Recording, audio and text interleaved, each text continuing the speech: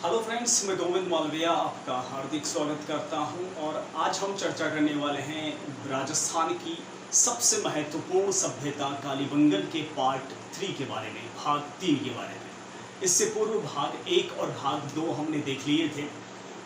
ये मैं फिर से आपको रिमाइंड करवा दूं, अगर आप इस भाग 3 पे ही पहली बार हैं तो कृपया भाग 1 और भाग 2 ज़रूर देखिएगा। इसको मैंने 3 पार्ट में डिवाइड करके इसलिए भी पढ़ाया क्योंकि यह राजस्थान की वो सभ्यता है जो राजस्थान के किसी भी कंपटीशन एग्जाम में फाइनल 99% इसकी संभावना रहती है। इसलिए हम इसको काफ़ी बारीकी से और काफ़ी संजीदा तरीके से देख रहे हैं, तो आप भी बने रहिएगा वीडियो के अंत तक।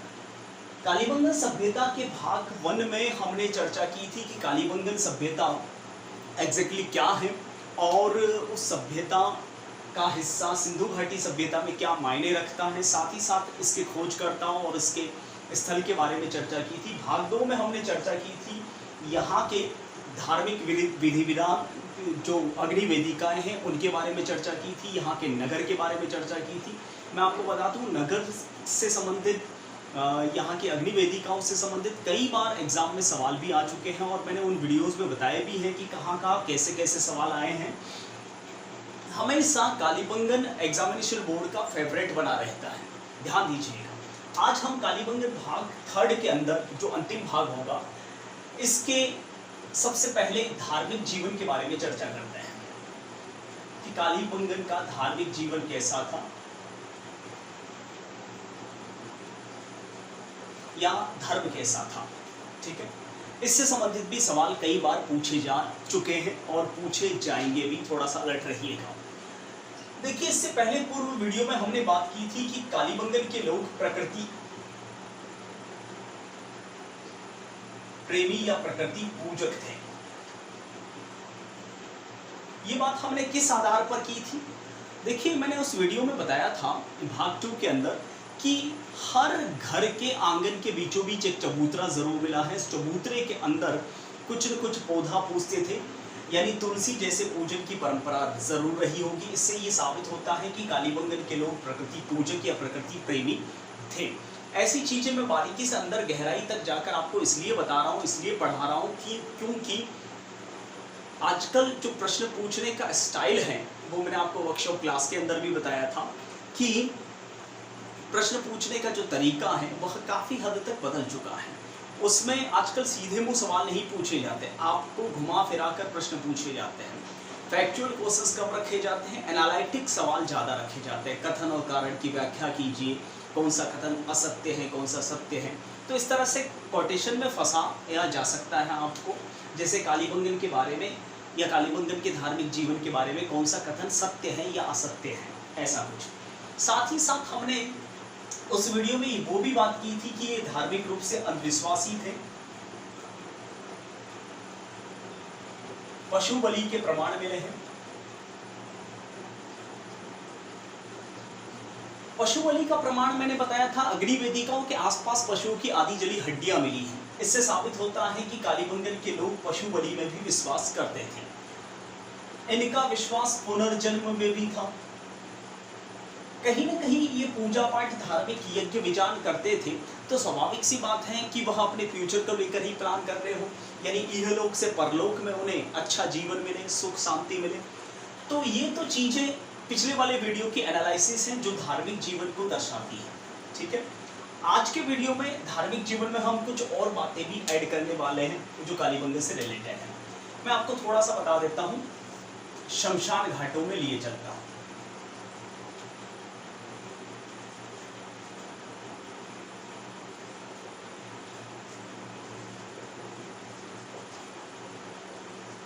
देखिए, मैंने आपको बताया था पहले वाले वीडियो से ही कि सिंधु घाटी सभ्यता का ही हिस्सा है कालीबंगन। सिंधु घाटी सभ्यता के 5 प्रमुख शहर हड़प्पा, मोहनजोदाड़ो, बनवाली, धोलावीरा और कालीबंगन, इन सभी सिंधु घाटी सभ्यता के स्थलों से हमें कुछ कब्रिस्तान मिले हैं।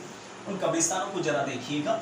Z27 कब्रिस्तान, X57 कब्रिस्तान, R37 कब्रिस्तान, B21 कब्रिस्तान, इन कब्रिस्तानों के ऐसे नाम हैं जो पुरातत्व शास्त्रियों ने रखे हैं। ये कब्रिस्तानों के नाम आपको आसानी से किसी पुस्तक में नहीं मिलने वाले हैं। जरा ध्यान से सुनिएगा, बड़ा इंटरेस्टिंग बनने वाला है ये वाला टॉपिक और थोड़ा सा हॉरर भी है। देखिए, Z27 कब्रिस्तान मतलब ऐसे सिंधु घाटी सभ्यता में कुल 27 कब्रिस्तान मिले हैं जो एक जैसे हैं। X57 मतलब ऐसे कुल कब्रिस्तान 57 मिले हैं। R37 मतलब ऐसे 37 मिले हैं। B21 यानी ऐसे 21 मिले हैं। तो इन कब्रिस्तानों के नामकरण जो है वह पुरातत्व शास्त्रियों ने कर रखे हैं। जरा ध्यान दीजिएगा ये कब्रिस्तान एग्जैक्टली है क्या। देखिए, सिंधु घाटी सभ्यता के अंतर्गत कालीबंगन में इस दो टाइप के कब्रिस्तान मिलते हैं, Z27 एंड X57। इन कब्रिस्तानों में होता क्या है, ऐसे बहुत सारे कब्रिस्तान मिले हैं जिसमें कलश शवादान है और ऐसे कब्रिस्तान मिले हैं जिसमें संयुक्त शवादान है।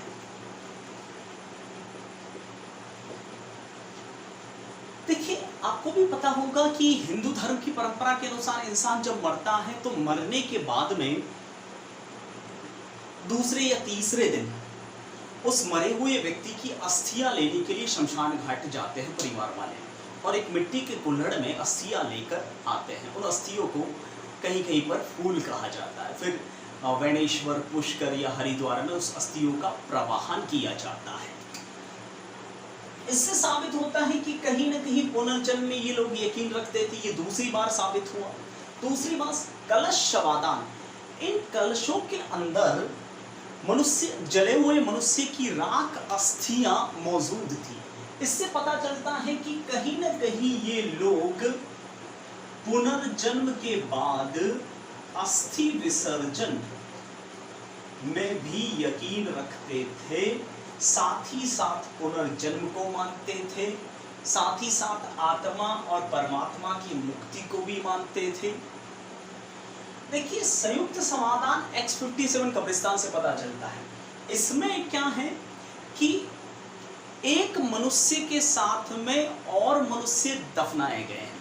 जैसे यहाँ पर एक कब्रिस्तान मिला है जिसमें एक आदमी के साथ 5 औरतें और दफन की गई हैं संयुक्त रूप से। ऐसे कब्रिस्तान लोथल में भी मिले हैं, ध्यान रखना, मोहनजोदारो में भी मिले हैं, कालीबंगन में भी मिले हैं। तो संयुक्त समाधान, एक आदमी के साथ 5 औरतें, तो 6 को तो एक साथ कैंसर नहीं हो रखा, उसको 5 उसकी बीवियां हो या गर्लफ्रेंड जो व्हाटएवर, लेकिन कहीं ना कहीं 5 एक साथ तो मरे नहीं। यानी कहीं ना कहीं ये जो ट्रेडिशन है वह सती प्रथा को इंगित करती है। तो सती प्रथा का सबसे प्राचीनतम प्रमाण कालीबंगन से मिल चुका है। यानी इससे यह साबित होता है कि कालीबंगन के लोग प्रकृति प्रेमी या प्रकृति पूजक थे, पशु बलि में विश्वास करते थे, पुनर्जन्म में यकीन रखते थे। अस्थि विसर्जन की परंपरा यहाँ से मिलती है, सती प्रथा के प्रमाण भी यहाँ से मिलते हैं।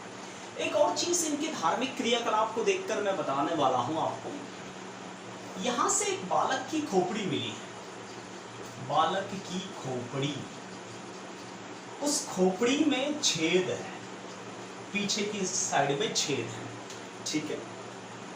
प्रोफेसर बी के थापड़ कहते हैं कि ये कपाल छेदन का प्रमाण है। प्रोफेसर बीवी लाल कहते हैं कि यह शल्य चिकित्सा का प्रमाण है। अब दोनों पुरातत्ववेत्ताओं में काफी मतांतर है। आपको पता होगा, पहले कपाल छेदन को देख लेते हैं। आपको पता होगा कि मरने के बाद में जब शमशान घाट में डेड बॉडी जलाने के लिए ले जाई जाती है तो शरीर का सबसे मजबूत हिस्सा होता है खोपड़ी। उस खोपड़ी वो जलती नहीं है, इसलिए आपको पता होगा जब आधी बॉडी जल जाती है तो परिवार का या अन्य कोई व्यक्ति उस खोपड़ी को तोड़ता है और उस पर फिर घी डालता है। उसे कहते हैं कपाल छेदन की क्रिया। अगर वो ऐसा ना करे तो शमशान घाट में सारी खोपड़ियाँ ही खोपड़ियाँ नजर आएगी, क्योंकि खोपड़ी एक शक्त बोन होता है जो जलने के बाद और शक्त हो जाता है, ठीक है। तो कपाल छेदन में भी इनका विश्वास था। अगर शल्य चिकित्सा माने तो मान भी सकते हैं, क्योंकि बीवी लाल ने कहा है कि कोई सर्जरी का प्रमाण हो सकता है। तो ये है कालीबंगन के धार्मिक जीवन से जुड़ी हुई कुछ बातें। अब एक और सबसे महत्वपूर्ण बात मैं बताने वाला हूं, उसको ध्यान से सुनिएगा।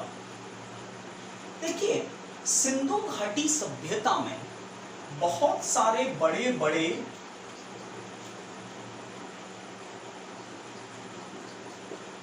लिंग और योनि मिले हैं। कुछ पुरातत्व शास्त्रियों का कहना है कि ये लिंग और योनि छप्पर खड़े करने के स्टैंड हैं, लेकिन छोटे छोटे शिवलिंग भी मिले हैं, अर्थात शिवलिंग भारी मात्रा में मिले हैं। साथ ही साथ पूरे सिंधु घाटी सभ्यता में मातृ देवी की मूर्तियां मिली हैं, हड्डी की, तांबे की, पत्थर की, बहुत सारी मूर्तियां मिली हैं और सिक्के मिले हैं। ठीक है, साथ ही साथ मोहनजोदारो से योगी राज का एक सिक्का मिलता है।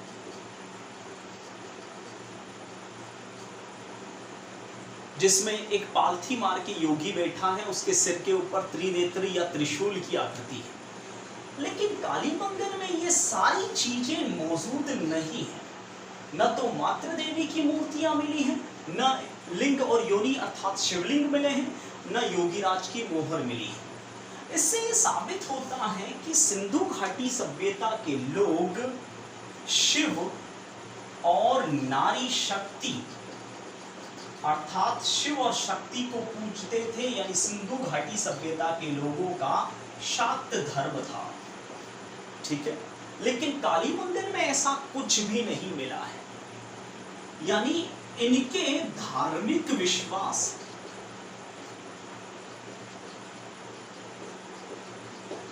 के बारे में अनुमान नहीं लगाया जा सकता।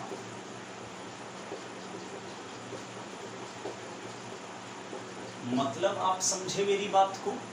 देखिए, ऐसा है कि आपको भी मैंने बताया और आपको पता भी होगा कि सिंधु घाटी सभ्यता का एक महत्वपूर्ण स्थल है कालीबंगन। तो जैसा सिंधु घाटी सभ्यता में धार्मिक विश्वास होगा, वैसा विश्वास कालीबंगन में भी होना चाहिए। यानी सिंधु घाटी सभ्यता में बहुत बड़े बड़े छोटे छोटे शिवलिंग मिले हैं, मातृ देवी की मूर्तियां मिली हैं, योगी राज का सिक्का मिला है। इससे साबित होता है कि सिंधु घाटी सभ्यता के निवासी भगवान शिव और शक्ति को पूजते थे, अर्थात उनका शाक्त धर्म था। ठीक है, लेकिन कालीबंगन में न तो कोई शिवलिंग मिले हैं, न मातृ देवी की मूर्तियां मिली हैं, न योगीराज जैसी कोई मोहर मिली है। यानी यहाँ के लोग किस धर्म में विश्वास रखते थे वह हम नहीं कह सकते। यहाँ मैं ये नहीं कह रहा हूँ कि कालीबंगन के लोग धार्मिक नहीं थे। मैं ये कहना चाह रहा हूँ कि कालीबंगन के लोग भगवान शिव और शक्ति में विश्वास नहीं रखते थे, किसी अन्य धर्म में विश्वास रखते थे। समझे मेरी बात? यानी कालीबंगन के निवासियों का धर्म क्या था वह हम नहीं कह सकते। बाकी पूरे सिंधु घाटी सभ्यता का धार्मिक विश्वास जो था वह शाक्त धर्म था। ठीक है, ये बड़ा अनोखा पॉइंट है जो आपको आसानी से किताबों में नहीं मिल सकता, और ये पॉइंट कभी भी एग्जाम में अभी तक पूछा नहीं गया है। इसका मतलब ये नहीं होता कि नेक्स्ट कंपटीशन एग्जाम में आएगा नहीं। ठीक है, चलिए, ये तो थी यहाँ के धार्मिक विश्वास की बातें। कुछ अन्य बातों की भी चर्चा कर लेते हैं। कालीबंगन में ब्रुदोन फेस्टीन लिपि मिलती है। ब्रुदोन फेस्टीन लिपि, जिसे कीलाक्षर लिपि भी कहते हैं,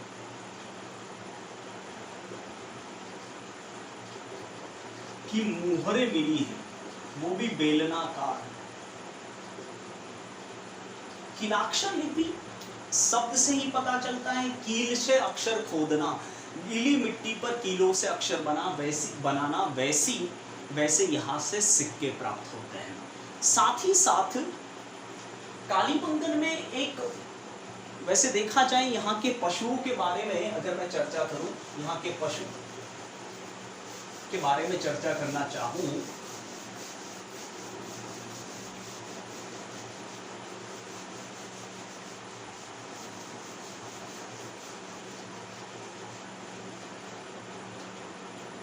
यहाँ के मिट्टी के जो बर्तन हैं, जैसा कि मैं पहले वाले पार्ट में बता चुका था, मिट्टी के बर्तनों पर काले और सफेद रंग की चित्रकारी है। ठीक है, इन बर्तनों पर मछली, कछुए, हिरण, कुत्ते, गैंडे इत्यादि की आकृतियां हैं। साथ ही साथ कालीबंगन में एक ऊंट का कुबड़ भी मिला है। इससे साबित होता है कि कालीबंगन के लोग मछली, कछुए, हिरण, कुत्ते, गेंडे और ऊंट इत्यादि पशुओं के बारे में जानकारी रखते थे।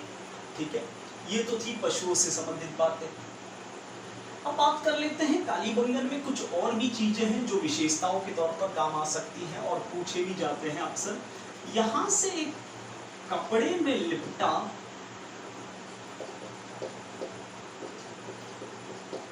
तांबे का उस्तरा सेविंग बनाने का, यानी कालीबंगन के लोग सजते संवरते थे, श्रृंगार सामग्री आजकल की तरह छोरों की तरह नहीं घूमते थे लंबी लंबी गाड़ी लगाकर। यहां से तांबे की सेफ्टी पिन औरतों की साड़ियों में लगाने की, हाथी दांत का कंघा,